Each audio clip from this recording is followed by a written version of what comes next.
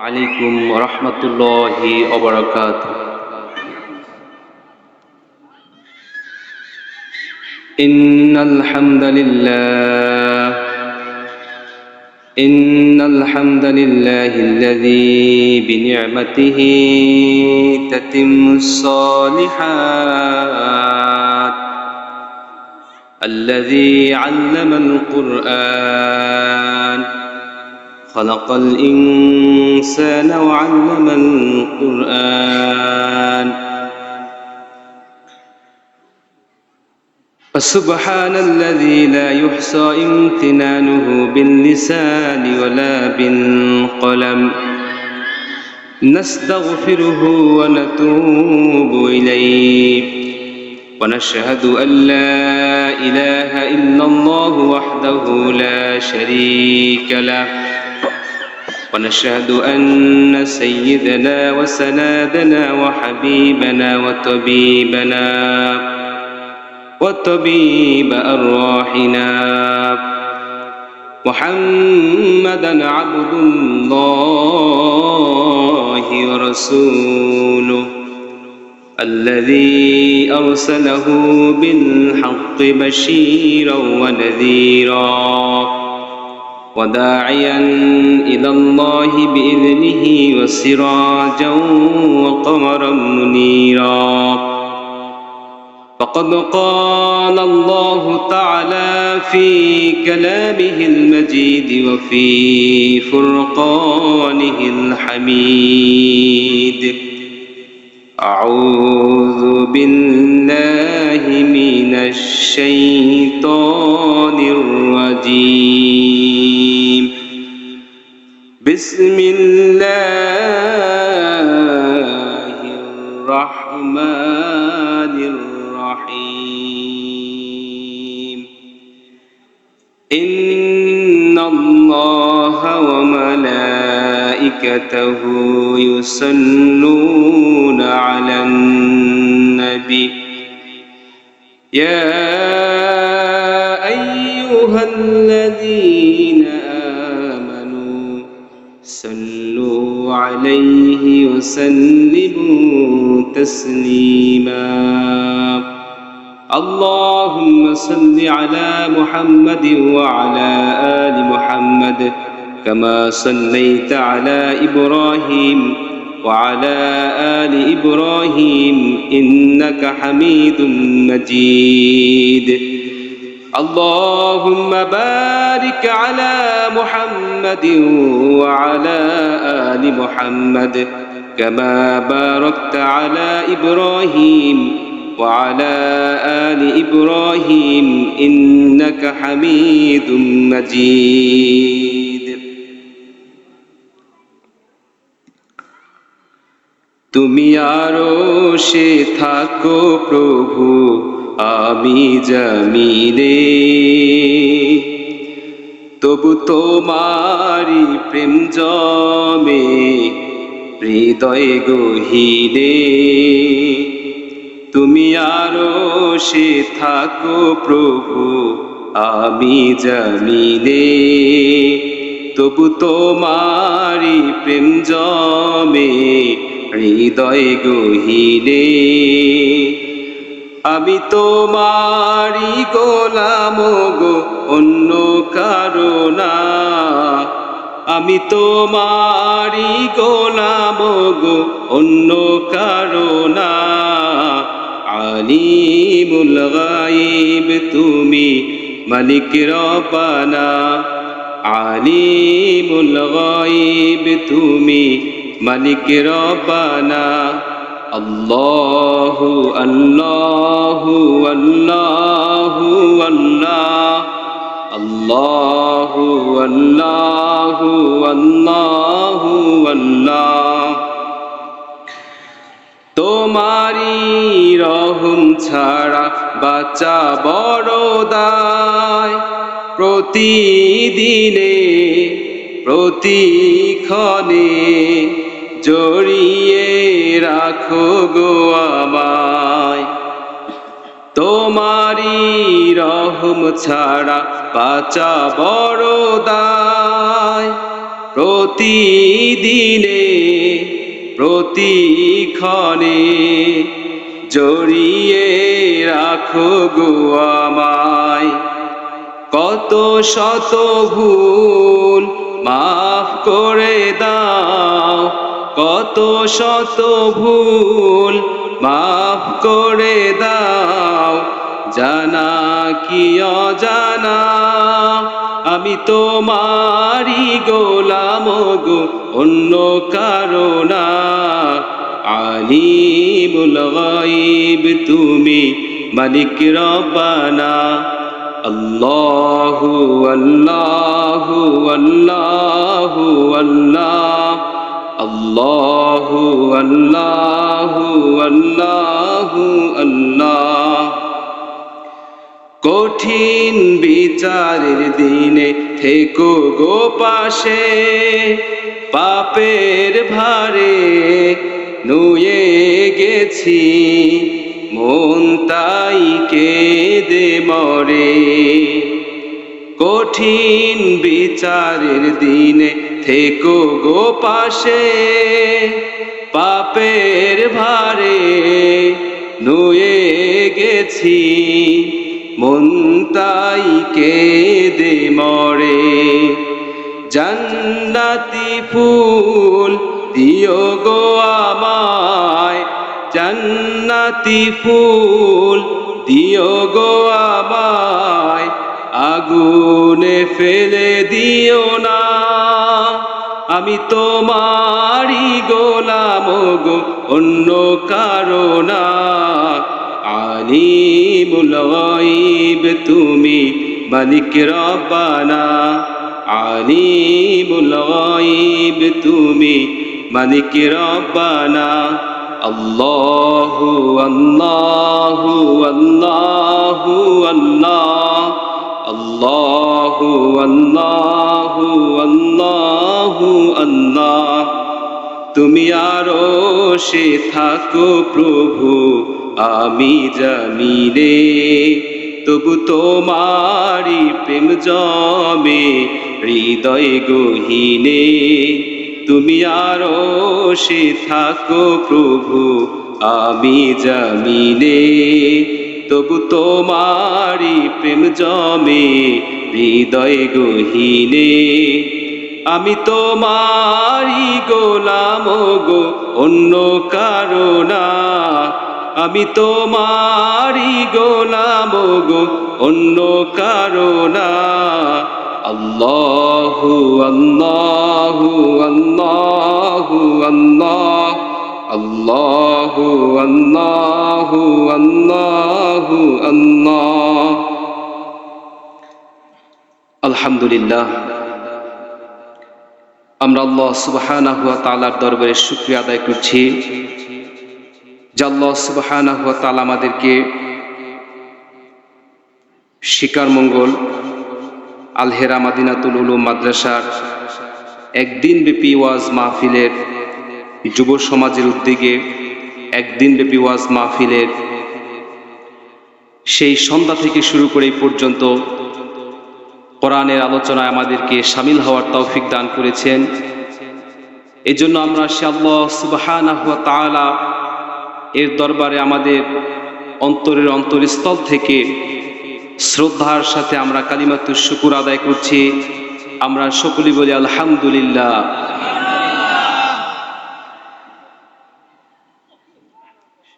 সম্মানিত উপস্থিতি, আমি শুকরিয়া আদায় করছি আল্লাহ সুবহানাহু ওয়া তাআলার দরবারে। আপনারা সকলে কেমন আছেন? আলহামদুলিল্লাহ। আমাদেরকে ভালো রেখেছেন কে? আল্লাহ। আমাদের এখানে আসার তৌফিক দিয়েছেন কে? আল্লাহ। তো আমরা সে আল্লাহ সুবহানাহু ওয়া তাআলার দরবারে কালিমাতুশ শুকুর আদায় করলাম এবং আমি আমার সামনে উপবিষ্ট সম্মানিত হাজিরিন এবং পর্দার অন্তরালে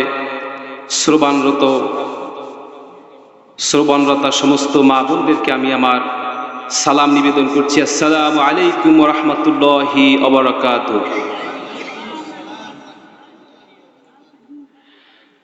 আজকে যুব সমাজের উদ্যোগে ওয়াজ মাহফিলের আয়োজন করা হয়েছে। আলহামদুলিল্লাহ, সারা দেশে এখন সর্বত্র যুবকদের অবদান। যেখানে যাবেন সেখানেই আলহামদুলিল্লাহ যুবকরা অনেক এগিয়ে। রাসূলের যুগেও কিন্তু যুবকরা এগিয়ে ছিল, ঠিক না? দেখেন, রাসূল করিম সাল্লাল্লাহু আলাইহি ওয়াসাল্লাম যখন ইসলামের দাওয়াত দিতেছিলেন, তখন কি ইসলামের বিরোধিতা যারা করেছিল তাদের সংখ্যা কি বুড়োদের সংখ্যা বেশি ছিল না যুবকদের সংখ্যা বেশি ছিল? বিরোধিতা করেছিল বুড়োরা বেশি বিরোধিতা করেছিল, আর যুবকরা রাসূল করিম সাল্লাল্লাহু আলাইহি ওয়াসাল্লামের সাথে ইসলামে তার জন্য সহযোগিতা করেছিলেন, রাসূলের সাথে, ঠিক কিনা? আলহামদুলিল্লাহ, আজকে আমাদের যুবক ভাইয়েরা তারা গান বাজনার আয়োজন না করে তারা তাফসীর মাহফিলের আয়োজন করেছেন। আলহামদুলিল্লাহ, এটা বড় একটা প্রশংসনীয় গুণ। আমরা চাচ্ছি প্রতি বছরে যেন এই ধারাবাহিকতা অব্যাহত থাকে এবং যুবক ভাইরা যেন ইসলামের জন্য আরো বেশি এগিয়ে আসতে পারে। আল্লাহ রাসূল সাল্লাল্লাহু আলাইহি ওয়াসাল্লাম হাদিসের মধ্যে বলেছেন যে কিয়ামতের দিন যখন আল্লাহ রাব্বুল আলামিন কিয়ামতের মাঠে যখন কোনো ছায়া থাকবে না, তখন আল্লাহর আরশের ছায়ার নিচে যুবকদেরকে ছায়া দিবেন। কাদেরকে? যুবকদেরকে। যে আল্লাহর আরশের ছায়া ছাড়া কিয়ামতের দিন কোনো ছায়া থাকবে না, আল্লাহ পাক সেখানে 7 শ্রেণীর লোকদেরকে ছায়া দিবেন। তার মধ্যে একটি হচ্ছে যেই যুবকরা তাদের যৌবনকাল ইবাদতে কাটিয়েছিল। সুবহানাল্লাহ। তাহলে আমরা এই যুবকদের জন্য দোয়া করব যে এই যুবকেরা যেন প্রতি বছর এই তাফসীরুল মাহফিল, এই কোরআনের মতো ভালো কাজ এগুলো তারা করতে পারে। আমিন। সম্মানিত উপস্থিতি, আমরা আজকে সংক্ষেপে কিছু আলোচনা করব। সেটা হচ্ছে যে আমরা এখানে এসেছি, এই পৃথিবী আমরা আছি, এক সময় থাকবো না, ঠিক কিনা? আমরা একদিন মারা যাব। এইভাবে করে আমাদের এক জেনারেশন আর এক জেনারেশন আসতে থাকবে। একদিন এই পৃথিবীর সব কিছু ধ্বংস হয়ে যাবে, কিয়ামত অনুষ্ঠিত হয়ে যাবে, ঠিক না? তা আল্লাহ রাব্বুল আলামিন সাইয়্যিদানা হযরত আদম আলাইহিস সালাতু ওয়াস সালামকে থেকে শুরু করে আজ পর্যন্ত এবং কিয়ামত পর্যন্ত যত মানুষ মারা যাবেন সবাইকে আল্লাহ রাব্বুল আলামিন উঠাবেন এবং তাদের হিসাব নিকাশ শুরু হয়ে যাবে। তা এই পৃথিবী আমরা যা কিছু আছে সব কিছু মেসাকার হয়ে যাবে, সব ধ্বংস হয়ে যাবে, ঠিক কিনা? তা আল্লাহ রাব্বুল আলামিন সূরা তাগাবুনের মধ্যে বলেছেন, আল্লাহ রাব্বুল আলামিন বলছেন, ইয়াউমা ইয়াজমাউকুম লিয়াউমিল জামঈ যালিকা ইয়াউমুত তাগাবুন।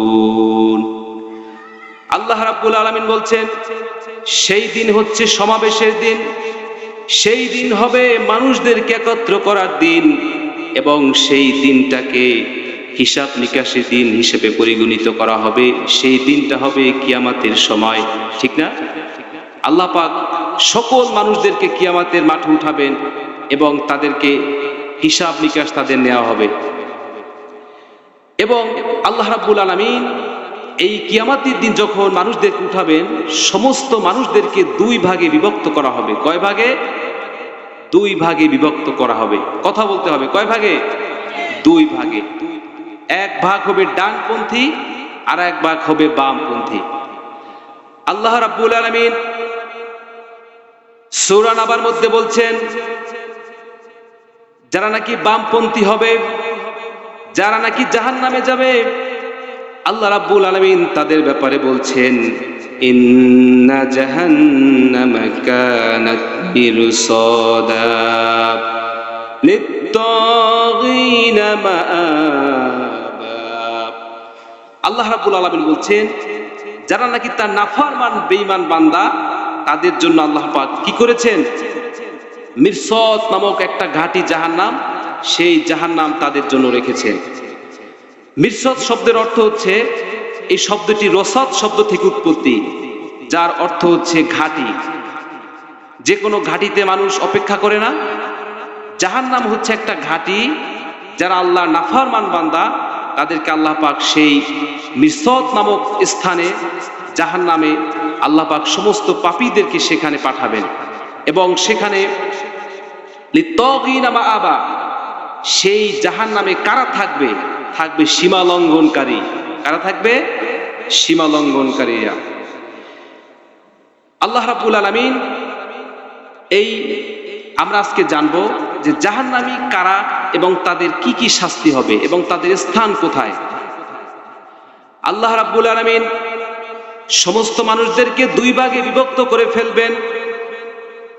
আল্লাহ রাব্বুল আলামিন সূরা ইয়াসিনের মধ্যে বলছেন, ওয়ামতাজুল ইয়াউমা আইয়ুহাল মুজরিমুন, আজকে অপরাধীরা, পাপীরা, তোমরা দুই ভাগে বিভক্ত হয়ে যাও।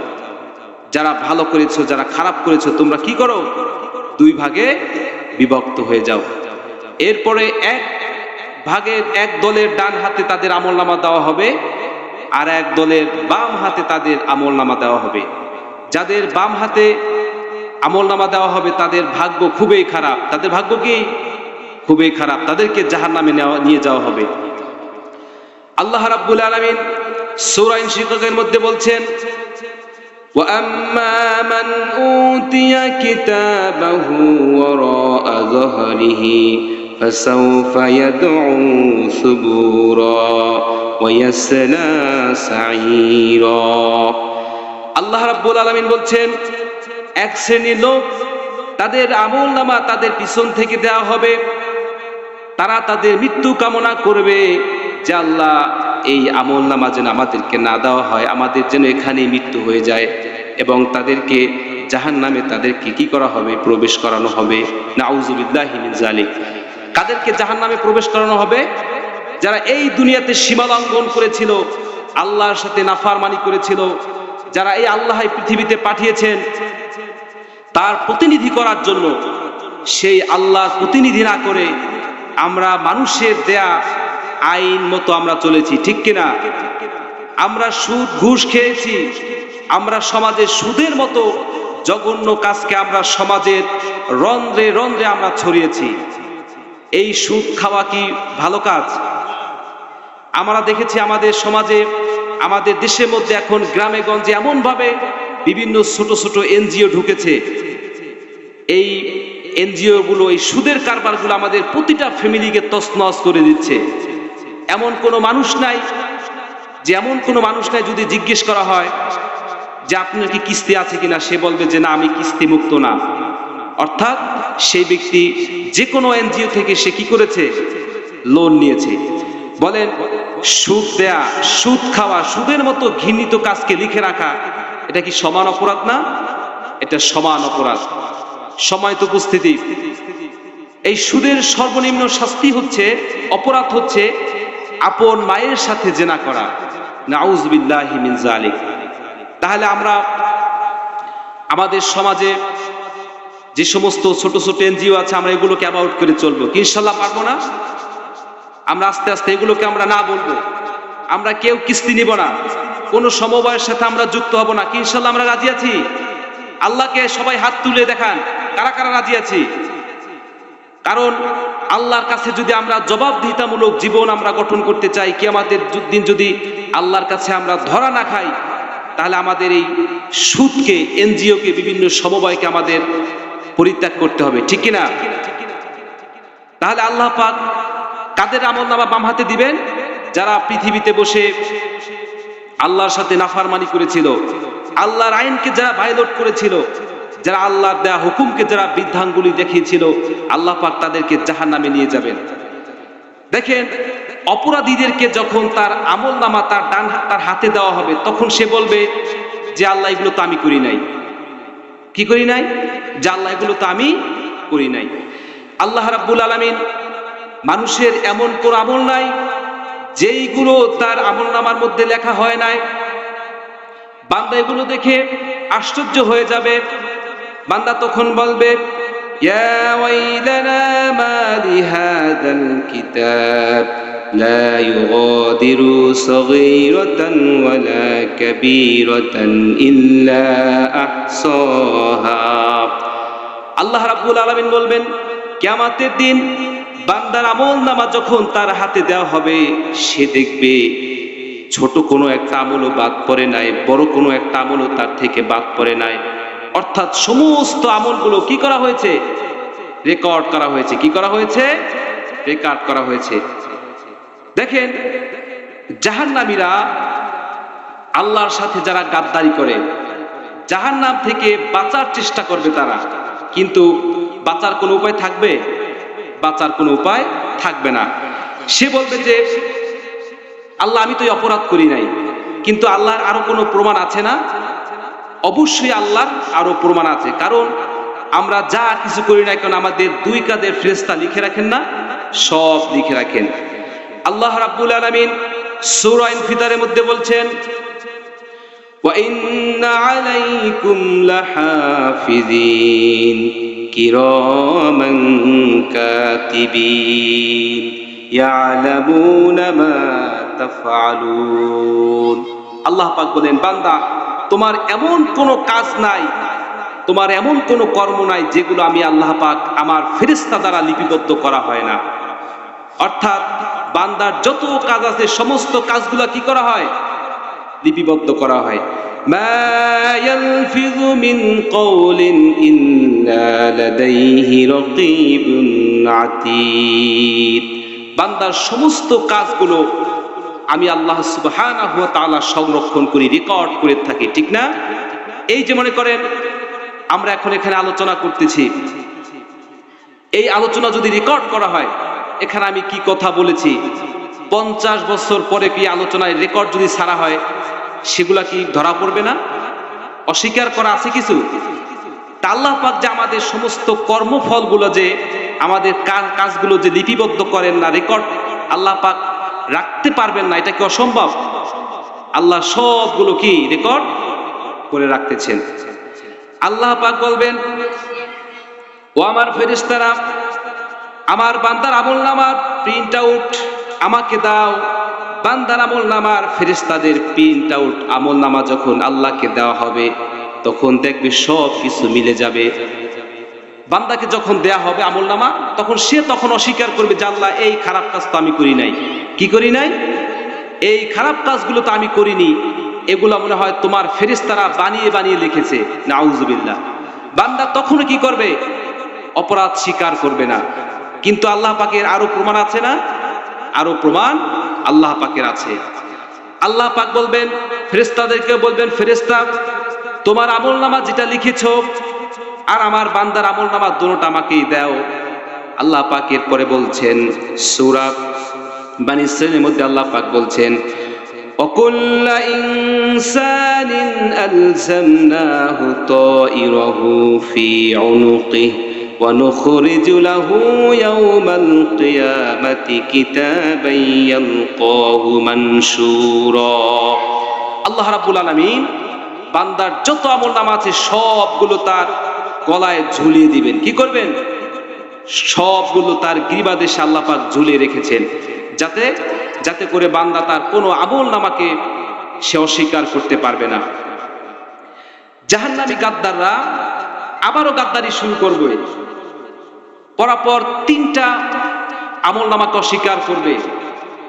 আল্লাহ পাক যে 3টা আমলনামা দিয়েছেন সেটাকে অস্বীকার করবে যে আল্লাহ, তুমি তো এগুলো কি করো নাই, এগুলো আমরা এই অপরাধ করি নাই, তোমার ফেরেশতারা ভুল করে লিখেছে, না তোমার কোথায় ভুল হয়েছে, এগুলো আমরা কি করি নাই, আমরা এগুলো করি নাই। কিন্তু আল্লাহর মনে হয় আরো কোনো প্রমাণ নাই, আল্লাহর আরো প্রমাণ নাই। আল্লাহ পাক বলবেন, আল্লাহর কাছে আরো অনেক প্রমাণ আছে। এরপরে আল্লাহ পাক বলবেন, বান্দা, তোমাকে আর কোনো সুযোগ দেওয়া হবে না। এবার আল্লাহ রাব্বুল আলামিন বান্দাকে বলবে, বান্দা তুমি চুপ করো, তোমার আর কোনো আমি কথা শুনবো না। আল্লাহ রাব্বুল আলামিন সূরা ইয়াসিনের মধ্যে বলছেন, আল ইয়াওমা নাখতিমু আলা আফওয়াহিহিম ওয়া তুকাল্লিমুনা আইদিহিম ওয়া তাশহাদু আরজুলুহুম বিমা কানু ইয়াকসিবুন। আল্লাহ পাক বলবেন, আল ইয়াওমা নাখতিমু আলা আফওয়াহিহিম, আজকে তোমার সমস্ত কিছু আমি আল্লাহ পাক বন্ধ করে দিয়েছি। তোমার মুখ কথা বলবে। কি বলবে? তোমার মুখে কথা বলবে। অতুকাল্লিবুনা আইদিহিম, তোমার হাত দিয়ে তুমি কি করেছিলে তোমার হাতে আজকে কথা বলবে। ওয়াতাশহাদু আরজুলুহুম বিমা কানু ইয়াকসিবুন, এবং তোমার পা দিয়ে তুমি কি করেছিলে, কোথায় গিয়েছিলে, তোমার হাত পা মুখ সমস্ত কিছু তোমার অঙ্গ প্রত্যঙ্গ কথা বলবে। তোমার আর কোনো কথা বলার কোনো সুযোগ আজকে থাকবে না। আল্লাহ পাক সমস্ত অঙ্গ প্রত্যঙ্গের জবান তখন খুলে দিবেন। এরপরও কি করবে বান্দা? অস্বীকার করবে। দেখেন এরপরে শুধু হাত পা না, যে মানুষের শরীরের চামড়া পর্যন্ত কথা বলতে থাকবে। কি করবে? মানুষের শরীরের চামড়া পর্যন্ত কি করবে? আল্লাহর সাথে কথা বলবে। আল্লাহ রাব্বুল আলামিন সূরা হামিম সাজদার মধ্যে বলছেন, আল্লাহ পাক শরীরের চামড়াকে কথা বলার শক্তি দিয়ে দিবেন। আল্লাহ পাক বলছেন, হাত্তা ইযা মা জাউহা শাহিদা আলাইহিম সামউহুম ওয়া আবসারুহুম ওয়া জুলুদুহুম বিমা কানু ইয়ামালুন। সুবহানাল্লাহ। আল্লাহ রাব্বুল আলামিন আমাদের শরীরের অঙ্গপ্রত্যঙ্গ, আমাদের শরীরের চামড়া, এই শরীরের চামড়াকে আমরা ঠিক রাখার জন্য কত দামি দামি ব্র্যান্ডের লোশন ব্যবহার করি, সাবান ব্যবহার করি, আমরা বিদেশি সাবান ব্যবহার করি। দেখেন, কিন্তু কিয়ামতের দিন সেই কঠিন মুসিবতের সময় এই শরীরের চামড়া কি আমাদের বিরুদ্ধে কথা বলবে? কি করবে? এই শরীরের চামড়াও আমাদের ব্যাপারে সাক্ষ্য দিবে, কথা বলবে। আল্লাহ রাব্বুল আলামিন বলছেন,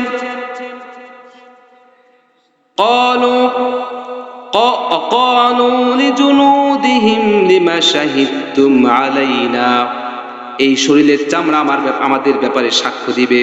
তখন মানুষ বলবে যে ক্বালু আনতাকানাল্লাহ আল্লাযী আনতাকা কুল্লা শাই, বলবে যে হে চামড়া, তুমি কেন আমার ব্যাপারে সাক্ষ্য দিচ্ছ? আমি তো তোমাকে দুনিয়াতে বসে খুব যত্ন নিয়েছিলাম, দামি দামি সাবান ব্যবহার করেছি, লোশন ব্যবহার করেছি, শ্যাম্পু ব্যবহার করেছি, আজকে তুমি কেন আমার বিরুদ্ধে সাক্ষী দিচ্ছ? তখন আমাদের শরীরের চামড়া বলবে যে ক্বালু আনতাকানাল্লাহ আল্লাযী আনতাকা কুল্লা শাই, সেই আল্লাহ আমাকে আজকে কথা বলার সুযোগ দিয়েছেন, যে আল্লাহ তোমাকে দুনিয়াতে বসে কথা বলার সুযোগ দিয়েছিল। ঠিক না? তাহলে আমাদের শরীরের চামড়া পর্যন্ত আমাদের ব্যাপারে কি করবে? আমাদের ব্যাপারে সাক্ষ্য দিবে। সময় তো হাজির। তাহলে কি আমাদের সেই কঠিন মুসিবতের সময় যে আমাদের আর কোনো উপায় থাকবে না আল্লাহ ছাড়া। কে ছাড়া? আল্লাহ সুবহানাহু ওয়া তাআলা ছাড়া আমাদের কোনো উপায় থাকবে না। এরপরে আল্লাহ রাব্বুল আলামিন ফেরেশতাদেরকে বলবেন, ওই জাহান্নামীকে শিকল পরাও।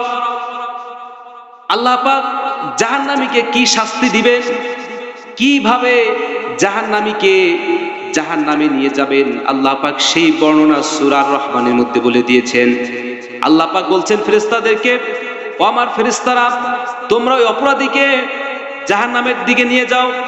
আল্লাহ পাক বলছেন, ইউরাফুল মুজরিমুনা বিসীমাহুম ফায়ুখাযু বিন-নাওয়াসি ওয়াল আকদাম, যে জাহান্নামীর চুলের মুষ্টি ধরে তাকে জাহান্নামীর দিকে তুমি নিয়ে যাও।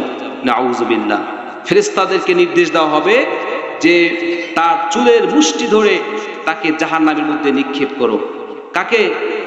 যে ব্যক্তি জাহান্নামী, সেই অপরাধীকে ফেরেশতা দ্বারা এইভাবে জাহান্নামে নিক্ষেপ করা হবে।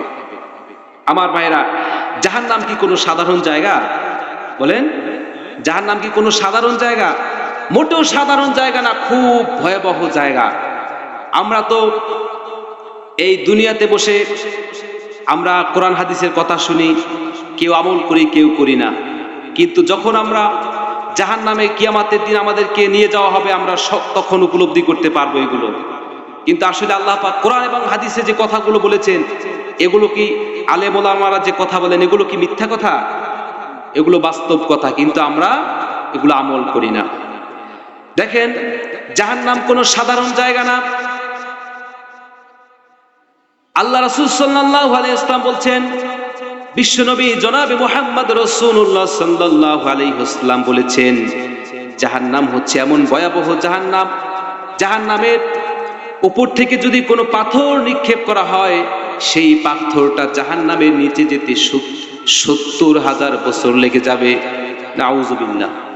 আল্লাহ রাব্বুল আলামিন বলছেন, লাউ আন্না হাজারান ইউকযাবু বিহি ফি জাহান্নাম হাওয়া 70 খরিফান ক্বাবলা আন ইয়াবলুগা ক্বারুহা। বিশ্বনবী সাল্লাল্লাহু আলাইহি ওয়াসাল্লাম বলছেন, জাহান্নামীদেরকে শাস্তি দেওয়ার জন্য আল্লাহ পাক জাহান্নামীকে এত গভীর করেছেন, জাহান্নামকে এত গভীর করেছেন, জাহান্নামের মুখ যদি একটা পাথর ফেলা হয়, ওই পাথর জাহান্নামের তলদেশে যেতে 70 বছর লেগে যাবে। জাহান্নামের মুখ দিয়ে যদি একটি পাথর ফেলা হয়, সেই পাথরটা জাহান্নামের তলদেশে যেতে 70 বছর লেগে যাবে। এত গভীর জাহান্নামকে প্রস্তুত করা হয়েছে কাদের জন্য? জাহান্নামীদের জন্য। এরপরে আমার ভাইয়েরা, কিয়ামতের দিন জাহান্নাম খুব ক্ষিপ্র হবে, রাগে গুসায় খুব ক্ষিপ্র হয়ে যাবে। আল্লাহ নবী সাল্লাল্লাহু আলাইহি ওয়াসাল্লাম বলছেন যে জাহান্নামীদেরকে